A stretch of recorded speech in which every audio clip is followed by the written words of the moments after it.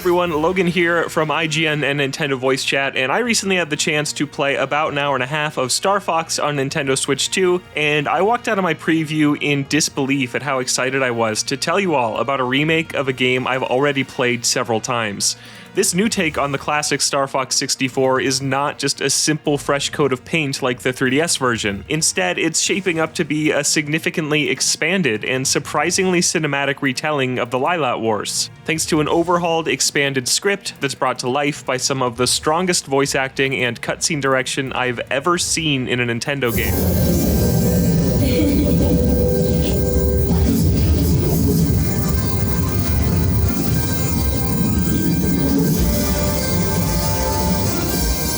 Star Fox punches up its story and characters while keeping the original's level design and gameplay completely intact. But its stages certainly don't feel old or out of place by comparison. Its crisp graphics, snappy controls, and majestic orchestral soundtrack match the grand scope Nintendo appears to be aiming for. Keep it tight. We're entering the asteroid. I understand some fans are disappointed that we're getting another version of 64 instead of an all-new entry. That was my gut reaction too until I came around on this announcement. But given that this is the reality, it is hard for me to imagine a better realization of Star Fox 64 in 2026. Enemy targets up ahead. Let's rock and roll!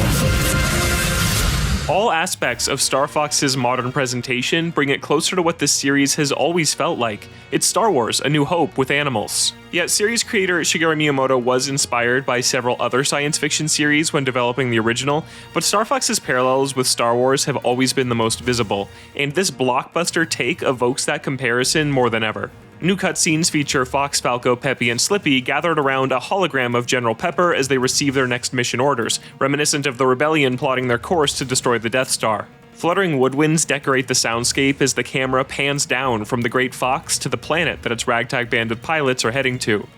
Star Fox's sci-fi world feels grimy like Star Wars does too, and the new art direction contributes to its lived-in feeling. Fox looks somewhere between a cartoon action hero and a real-life fox, with visible whiskers and ears that fold back when he's talking. After seeing it in motion, this risky direction completely works for me.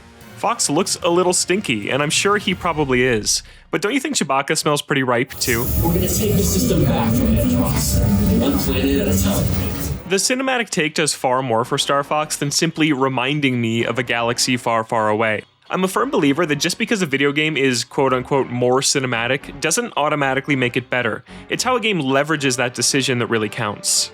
And in this case, the result so far is that Star Fox's universe feels fleshed out and important. And I'm already more attached to this version of the crew than in any prior Star Fox game. This is a space opera, and the bigger focus on characters and world building adds meaningful weight to each mission I fought through.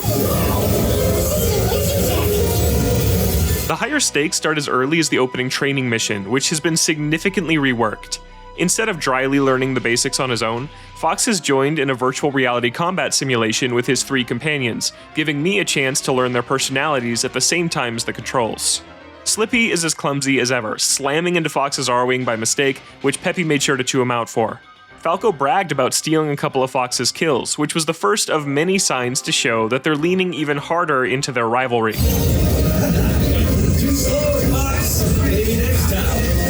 After learning all the ins and outs of my R-Wing, Falco cranked up the simulation to the highest difficulty he could, literally past the point where it was covered by the crew's warranty.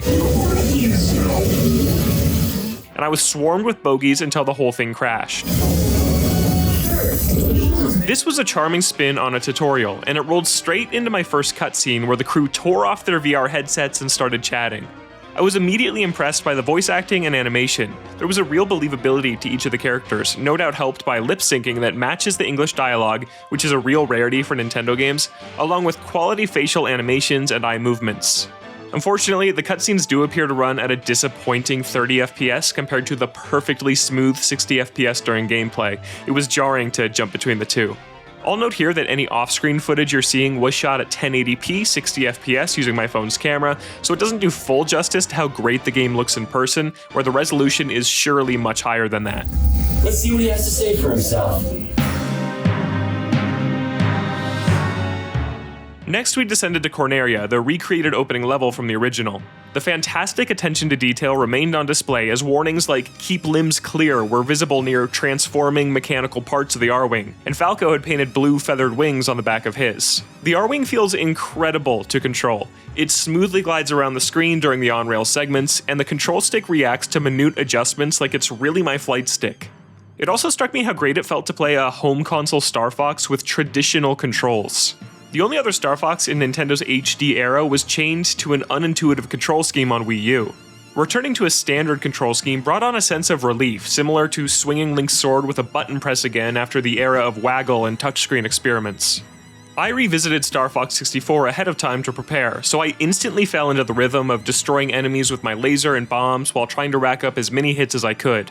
The enemy placement and pacing of the stage appeared to be completely identical to the N64 and 3DS versions, but the level design absolutely holds up. Saving Slippy in the opening water area, flying through the canyon until the ruined city revealed itself, and blasting baddies out of the sky was still exciting. Made even fresher by the gorgeous graphics and amazing music. The best word I can use to describe Star Fox's visuals is crisp. Things like trees and the ground don't have the most finely detailed textures you've ever seen, but when you're boosting by them on what's essentially a roller coaster, the clean art style shines. And they've nailed the most important parts. The R-Wing itself looks fantastic in motion, the colorful background set the mood perfectly, especially in outer space, and the glowing polygonal enemies look great, especially when they're exploding. It sounds wonderful too, with satisfying metal clanks when you shoot down enemies. The script during missions has received a huge facelift as well. It's a cliche to say a video game remake looks like I remember it in my head, but that's actually the reaction I had to the dialogue. Star Fox 64 always felt fresh for how the characters talked to each other during combat, reacted to friendly fire, and had different things to say based on your gameplay. It's still very cool in the original, but very limited by modern standards. I compared the in-mission conversations in Star Fox on Switch 2 directly to the script from Star Fox 64, and there's so much more here. The scenario is the same, but it's fleshed out. For example, when Falco talks about issues with his G-diffuser, Slippy now chimes in by saying, "That's why you shouldn't rush a systems check." They respond to each other more than before, and it is building a greater sense of camaraderie amongst the crew. I also adore this take on Slippy Toad. He's more self-aware that he's not a great pilot, he's calmer in tense situations, and he has complete faith in his crew to bail him out. I can't wait for the full game to see how the stronger focus on characters pays off in the end. But one iconic line, of course, was left completely unchanged.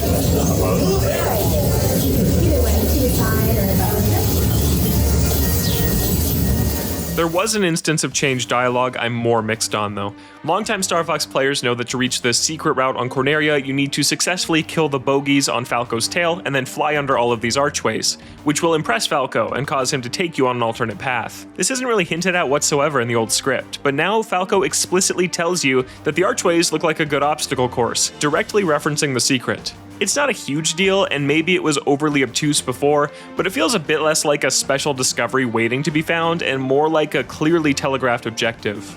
I was actually instructed by the Nintendo PR rep to avoid the arches and take the normal path on my first playthrough, but I did get to replay Corneria in co-op to see the alternate route through to the end. In 2-player, one person pilots the R-Wing, while the other uses the Joy-Con 2's mouse controls to aim the reticle and shoot. I was the pilot, so I didn't get to directly go hands-on with the mouse controls myself, but my gunner said they felt great. From my perspective though, co-op was honestly pretty boring. I didn't really enjoy flying the ship around with no control over combat, and this mode feels best suited for parents to try out with their kids. No one could stop me from pursuing the alternate path on the second stage, Medio, where you need to fly through all of these portals in one go to jump through hyperspace to an unknown location. I knew I only had one shot to pull this off in my limited preview time, and it felt great when I nailed the final portal, and even better when the PR folks behind me were chatting about how even they hadn't seen that alternate path yet in the remake. I was warped to an amazing rift with beautiful hues of purple and orange, where I used my bombs to rack up tons of hits by destroying meteors. I got enough hits to earn a medal for the stage, and I'm excited to eventually medal every stage in the full game, along with completing the new optional achievements added to each level.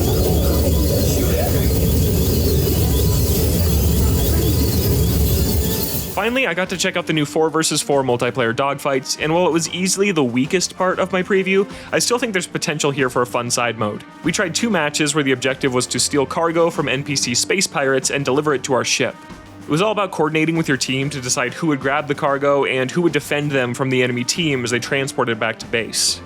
I've always preferred Star Fox's on-rail sections to the all-range mode portions where you can fly in any direction, so the multiplayer dogfights haven't entirely clicked with me yet. Still, it was genuinely exciting to shoot down an enemy ship. But with only 3 maps and 1 mode on each, I'm not sure how much of a player base the multiplayer will find, but at least you can easily fill the empty slots with bots. I also tried the hilarious game chat avatars where the Nintendo Switch 2 camera uses your movements on a Star Fox character, and I was shocked at how accurate it was. Fox blinked when I did, the mouth movements were surprisingly good, and when we had 4 characters on screen in their cockpits, it was so funny to see them all focusing on the battle. I can definitely see people having a great time with this gimmick in the full game, and it's probably the best use of the Switch 2's camera so far. And it's just another example of Nintendo pulling out all the stops for this remake. Star Fox is out on Switch 2 on June 25th, and contrary to what Star Wars characters usually say, I've got a great feeling about this one. For more previews of the biggest upcoming games, don't miss our recent hands-on looks at Assassin's Creed Black Flag Resynced and Aliens Fireteam Elite 2, and for everything else in the world of video games, barrel roll on over to IGN.